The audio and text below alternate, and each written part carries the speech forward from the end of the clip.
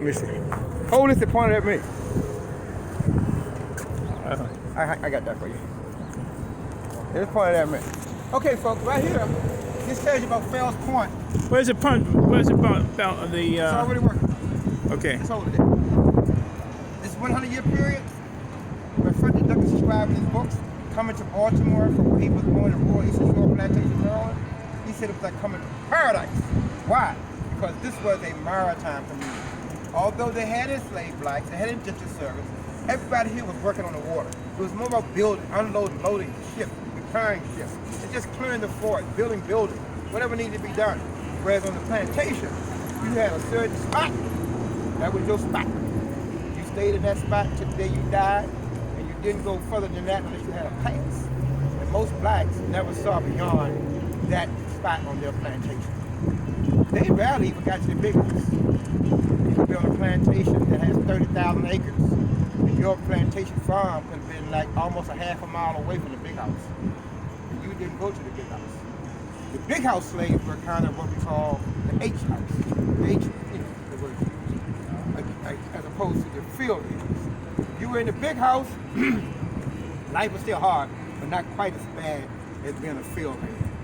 So here in Fells Point, Douglas talking about ships being built, schooners. This was the first black-owned shipyard in America.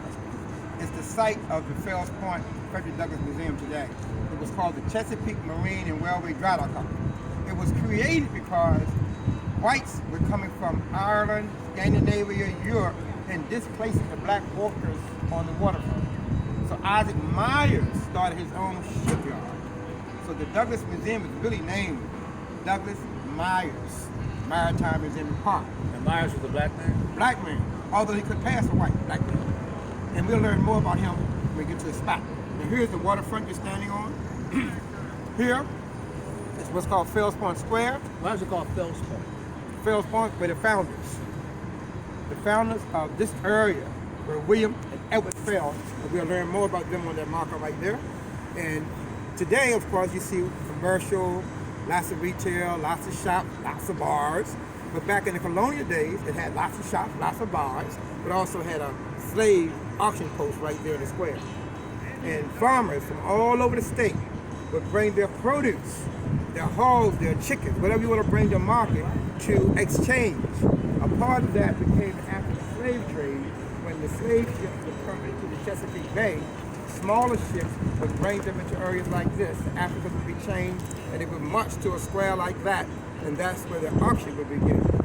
Next to the auction, they had about 10 feet away a whipping house. Just in case you were Mr. Turner, one of them bucks, they always bucking up. But they would tie you to the post and give you a few lashes and let the other slaves see that. So that would begin the indoctrination of what it meant to be a slave. If you ever get to the Great Black Museum, they show you some of the mechanisms masters, overseers, slave breakers used to keep that buck, that unruly, that slave who just wouldn't buckle down. They would even have things like a mask put on you. And when this mask was put on your face, it was permanent. There was no place for food. And they would put you in the center of the plantation so other slaves could see what would happen when you were out of line. They also had some kind of change where they could change your neck, and change your arms, and change your feet, and have a 100-pound weight. We use that to break the spirit of the buck, the unruly slave. And many of the Africans, of course, were not submissive. They just weren't that way. Some of them jumped into the Atlantic Ocean during the Metal Battle. Okay? So as we move here, what Frederick Douglass saw again, he didn't see as much of the wickedness that he saw daily in Taffy. He didn't see as much of the selling of people. Because a plantation owner who got in debt, and he got 40, 50 slaves, one of his best ways, he thought, to raise money was to sell the slave, the woman, the baby, to separate the wife from the husband, the child from the parent. This is the history of American slavery, which is why it's not always the most favorite subject in class. But you can't tell the good without telling the bad. See? So as we move around here, I can't believe they took this. Here is a quote by when I started doing the tour 20 years ago.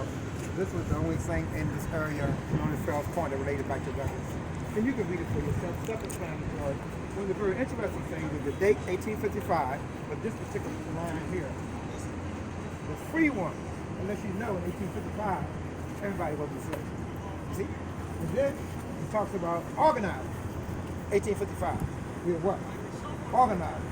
Which says that the freedom movement for the African Americans began in the earliest part of them arriving in America. From day one, there was resistance. Somebody jumping overboard. Somebody trying to take a crow. Somebody trying to get free. But even more importantly, let's look at what they organized. Stay with me. Improvement society. Now think about that.